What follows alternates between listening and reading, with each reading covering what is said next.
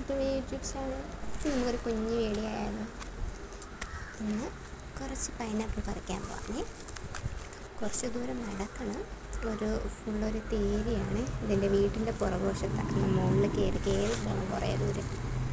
ഫുള്ളും കടയ്ക്ക. അങ്ങനെ പൈനാപ്പിൾ പറിക്കുന്ന സ്ഥലത്തേക്ക് എല്ലായിടവും നോക്കണം. നോക്കി എവിടെയെങ്കിലും കിട്ടുവാണെങ്കിൽ എടുക്കാം. ഒരുപാട് പഴുത്ത് പോയി കേട്ടോ. നല്ലതാണെന്നും പറഞ്ഞുകൊണ്ട് അടുത്ത് പോയി നോക്കുമ്പോൾ അതിലെന്തായാലും കൊത്തി, കിളിയോ പാമ്പോ എന്താണെന്ന് ഞങ്ങൾക്കറിയില്ല, എന്തെങ്കിലും ഒരു കൊത്ത് കാണും. അപ്പം പിന്നെ അതെടുക്കാൻ പറ്റില്ല.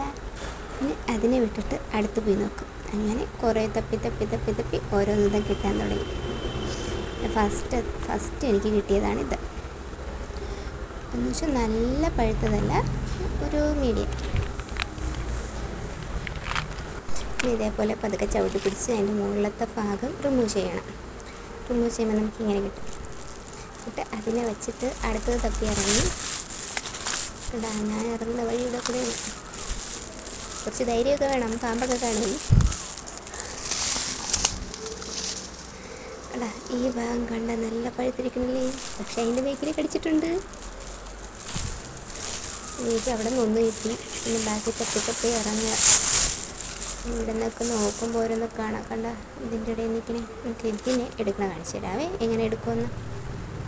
അതൊക്കെ അതിൻ്റെ ഞെട്ടിൻ്റെ അവിടെ പിടിച്ചിട്ട് ജസ്റ്റ് ഒന്ന് ഒടിച്ചു കൊടുത്താൽ മതി. പൊടിഞ്ഞ് കയ്യിൽ വരും. ഇതും ഏകദേശം നല്ല വിളഞ്ഞതാണ്. നേരത്തെ കിട്ടിയ പഴുപ്പ. ഇത് പഴുതുപോലെ തന്നെ ചവിട്ടി പിടിക്കുക, വലിക്കുക, ഒടിക്കുക, ഇഞ്ഞെടുക്കുക. രണ്ട് തിരുക്കുമ്പോൾ തന്നെ അത് കയ്യിൽ വരും. ഒരുപാട് കൊതുകുണ്ടോണ്ടാ എൻ്റെ ചോര ഊറ്റിക്കൊണ്ടിരിക്കണത്. എന്നിട്ട് ഞാൻ നിർത്തിയില്ല. 2-3 കൂടെ കെട്ടിയാൽ നമുക്ക് തിരിച്ച് വീട്ടിൽ പോവാം. ഇതൊന്നും ആയിട്ടില്ല. അങ്ങനെ എനിക്കൊരു അത്യാവശ്യം 4 കിട്ടി. ഇനി ജസ്റ്റ് ഒന്ന് നോക്കിയിട്ട് പറ്റുന്നില്ലെങ്കിൽ വീട്ടിൽ പോവാം. ഇതോടെ നിർത്തി കേട്ടോ, കുറേ കൊതുക് കടിച്ചുണ്ട്. ഇതും കൊണ്ട് തിരിച്ച് ആ തേരിയെല്ലാം ഇറങ്ങിപ്പോണം. തേരി കയറാൻ എളുപ്പമാണ്, പക്ഷേ ഇറങ്ങാൻ കുറച്ച് പാടാണ്. ചറുക്കി വീഴാതിരുന്ന ബൈക്ക്.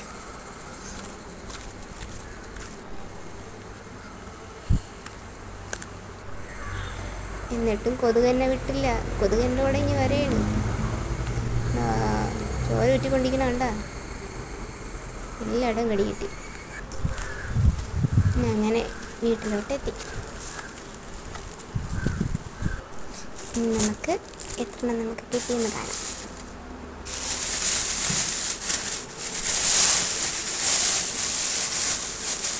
ഇത്രയും പുറത്തുചക്കയാണ് എനിക്ക് കിട്ടിയത്. നല്ല ഫ്രഷ് പുറത്തുചക്ക. പോയി അടത്തു കൊണ്ടുവന്നു. ഇതിൽ ഒന്നെടുത്ത് അരിയണം. നല്ല വിളഞ്ഞത് തന്നെ എടുത്തു. കാരണം ഇത് കൂടുതൽ വെച്ചിരുന്നാൽ പെട്ടെന്ന് ഇല്ലാതായി പോകത്തില്ലേ. അതുകൊണ്ട് ആദ്യം ഇതിനെ തന്നെ അരിഞ്ഞെടുക്കാമെന്ന് വിചാരിച്ചു.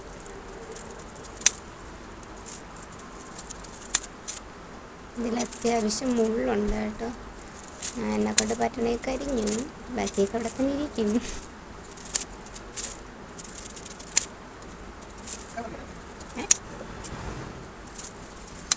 അങ്ങനെയല്ല അരിഞ്ഞെടുത്തു. നല്ല ജ്യൂസി ആയിട്ട്. Thank you for watching.